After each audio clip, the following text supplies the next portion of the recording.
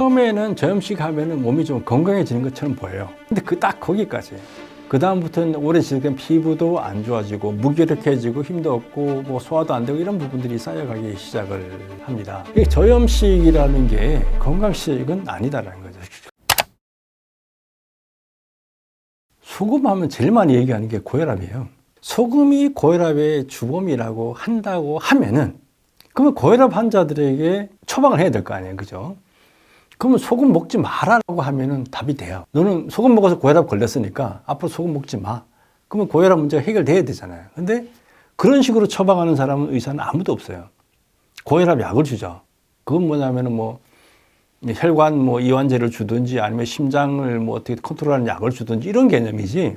소금을 먹지 말라고 해서 소금 안 먹으면 해결되니까 너 약 먹을 필요 없고 소금 안 먹으면 돼 라고 처방하는 의사는 아무도 없대. 그러니까 원인이 그게 아닌 거죠.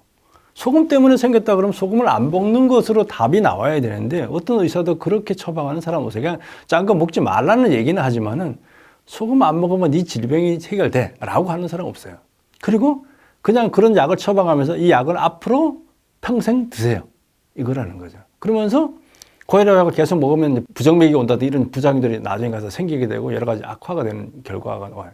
그래서 고혈압 약을 먹어가지고 고혈압 부분이 나은 사람은 없어요. 평생 먹으라는 거지. 그래서 고혈압의 원인이 소금이라 그러면 소금을 안 먹으면 얘가 해결돼가지고 그 혈압 뚝뚝 떨어져 정상으로 가야 되는데 그런 의사는 아무도 없다는 거예요. 그럼 고혈압의 원인이 뭐냐? 고혈압의 원인이 이제 세 가지로 요약이 돼. 하나는 그리고 혈관이 중간에 막히는가 이렇게 되어서 경직화되는 부분들이 있고, 그 다음에 혈액이 이제 끈적끈적해서 탁해지거나 이런 문제들이 생기는 경우가 있고, 그 다음에 심장에 문제가 있을 수가 있어요.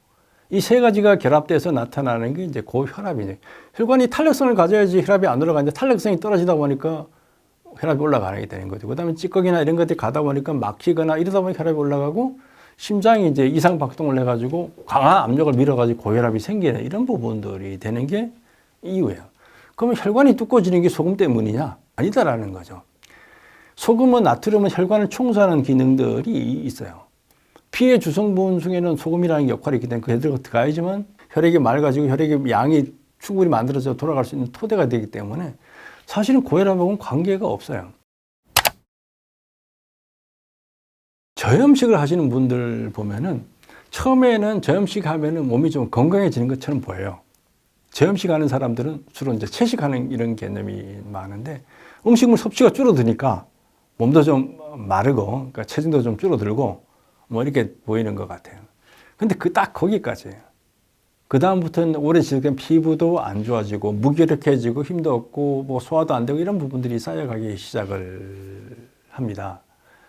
이게 나트륨이나 미네랄이 부족하게 되면 이제 그런 문제가 생기는데 그보다 더 큰 문제가 뭐냐면은 저염식 하는 사람들은 아겠지만은 그 야채나 채식이나 이런 부분들에다가 이제 많이 드시는데 거기에는 칼륨이 많아요. 그러니까 칼륨 미네랄이 많다는 거죠. 근데 우리가 칼륨 미네랄 우리 몸에 들어왔을 때 얘들 똑같이 나트륨처럼 배출이 돼야 되는 거잖아요. 그럼 이제 칼륨을 배출하기 위해서는 나트륨이 기반이 돼야지만 얘가 나갈 수가 있어요. 손잡고 나가니까. 근데 칼륨은 많이 들어왔는데 나트륨을 안 먹었단 말이에요. 적게. 그럼 이 칼륨이 못 나가요. 그럼 이 고칼륨 혈증 이런 것들이 질환들이 생기면 또 부작용들이 생기게 돼요.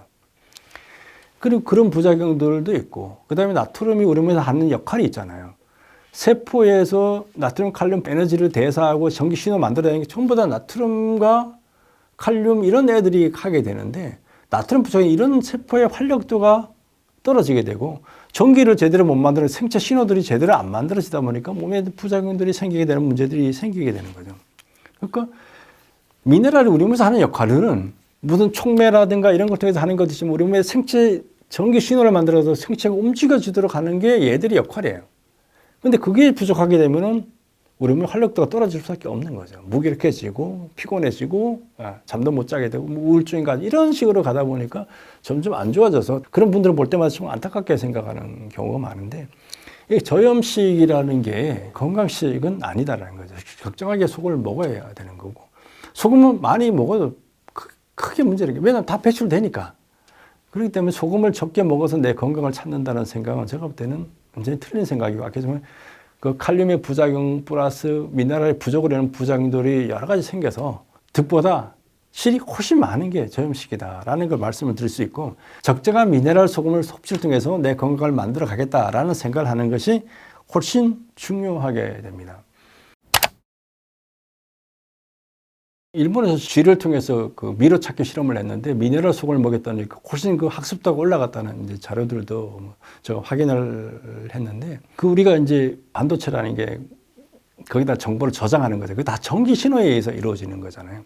우리 뇌에도 이제 기억력이 저장되고 우리가 학습하고 이런 모든 것들 다 전기적인 처리 방식을 통해서 우리 몸에 저장이 되고 이제 기억이 되고 재생되고 이런 부분이 되는 거죠.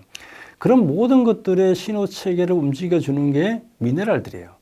그게 나트륨일 수도 있고 마그네슘일 수도 있고 여러 가지 부분이 있는 거예요. 심장을 박동하게 하는 거는 마그네슘 쪽이 거고, 그 다음에 우리 생체는 나트륨, 칼륨 펌프에서 움직여지는 부분. 이 각각의 모든 것들은 미네랄의 힘에 의해서 우리가 에너지도 만들어내고 기억도 만들어내고 전기 신호도 보내고 우리 몸 움직이게 하는 것들은 다 그런 부분이에요. 단백질, 탄수화물 이거는 에너지원이 에너지가 있어야 되는 거지만, 쉽게 말하면 자동차에 엔진만 있다고 돌아가는 게 아니죠. 엔진에다 기름만 넣는 게 아니에요. 거기 전기 신호가 가해지면 애들이 가동이 되고 우리 몸 모든 작동하는 것처럼 똑같은 부분이에요. 그래서 우리가 그런 것들이 제대로 되면은 나아가서는 치매 예방까지도 연결될 수가 있는 부분이기 때문에 미네랄 소금을 챙겨 먹는 것들이 건강에 바로 직결이 된다라는 말씀을 드릴 수가 있습니다.